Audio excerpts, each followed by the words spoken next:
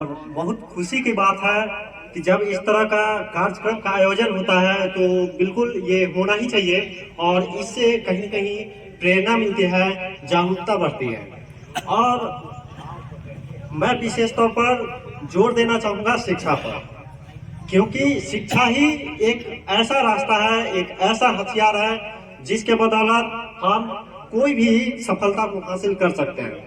जब भीमराव अंबेडकर को शिक्षा मिला तो उन्होंने कॉन्स्टिट्यूशन का निर्माण किया, उनमें सहयोग दिया। और जब आप कोई चीज राइटिंग करते हैं, लिखते हैं, तो कहीं ना कहीं आपके मन में जो रहता है वही लिखते हैं। और जब कॉन्स्टिट्यूशन का रचना हुआ तो उनमें उनका योगदान रहा। वो भी दिन था जब दलितों को धूल समान समझा जाता था, लेकिन आज उसी दलित के लिखे हुए कॉन्स्टिट्यूशन पर आज भी देश चल रहा है। ये सिर्फ और सिर्फ शिक्षा का महत्व है। ये शिक्षा के बदौलत ही हो सकता है। जब पढ़ेंगे हम लोग तब हम लोग समझेंगे कि हमारा अधिकार क्या है, और उस अधिकार को जानेंगे तभी तो उस अधिकार को लेने का प्रयास करेंगे, नहीं तो कहां से संभव है।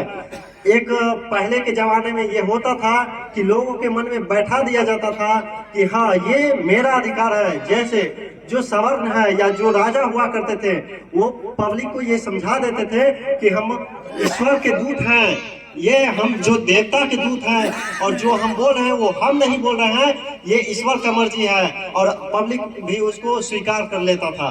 तो कहीं ना कहीं ये जो हीन भावना बैठा दिया गया है मन में कि हाँ हम हीन है, हजारों वर्षों तक जो इस तरह का मेंटेलिटी हम लोगों के अंदर डेवलप कर दिया गया है, उसको खत्म करना है। और वो खत्म हो सकता है सिर्फ और सिर्फ शिक्षा के बदौलत। पढ़ेंगे तभी तो समझेंगे कि हमारा संविधान में क्या अधिकार है। आर्टिकल 19 हमें अधिकार देता है सभा संगठन करने का। हमारा जो है आर्टिकल 28, 29, 30 ये सब अधिकार देता है हम अपनी संस्कृति को जीवित रखें, उसके लिए प्रचार प्रसार करें। तो ये सब कहीं ना कहीं हम समझ सकते हैं सिर्फ और शिक्षा के बदौलत। बिल्कुल हमें आगे बढ़ना है तो यूनिटी दिखाना पड़ेगा। जब इतिहास आप पढ़ेंगे तो याद करिए कि हमारे क्रांतिकारियों ने भी जब अंग्रेजों के विरुद्ध कहाँ 100-200 साल तक राज किया अंग्रेजों ने, लेकिन जब उसको भारत से भगाने की बारी आई, उसको खदेड़ने की बारी आई, तो जब एक संगठन बनाया, कांग्रेस पार्टी बनाया, और उसको जो है फिर संगठित होकर फिर अंग्रेजों को खदेड़ने का काम किया।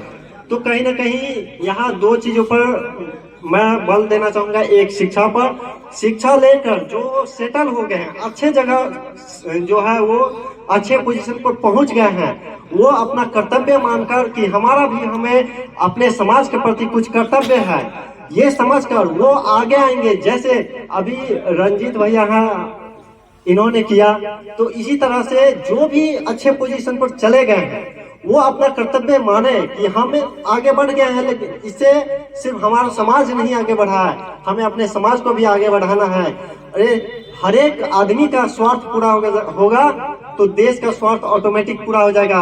हर व्यक्ति का अगर विकास होगा तो देश का विकास होगा, क्योंकि देश नागरिकों से बनता है। समय का बहुत अभाव है, कहना तो बहुत कुछ है, लेकिन और भी लोग हैं, इसलिए समय के अभाव में मैं अपनी वाणी को यही विराम देता हूं। आप लोगों को बहुत बहुत धन्यवाद कि आप लोगों ने बड़ी धैर्यपूर्वक हमें सुना, इसके लिए बहुत बहुत धन्यवाद। मैं धन्यवाद देता हूं ऑर्गेनाइजर को जिन्होंने ये ऑर्गेनाइज किया है फंक्शन को। बहुत बहुत थैंक यू सो मच।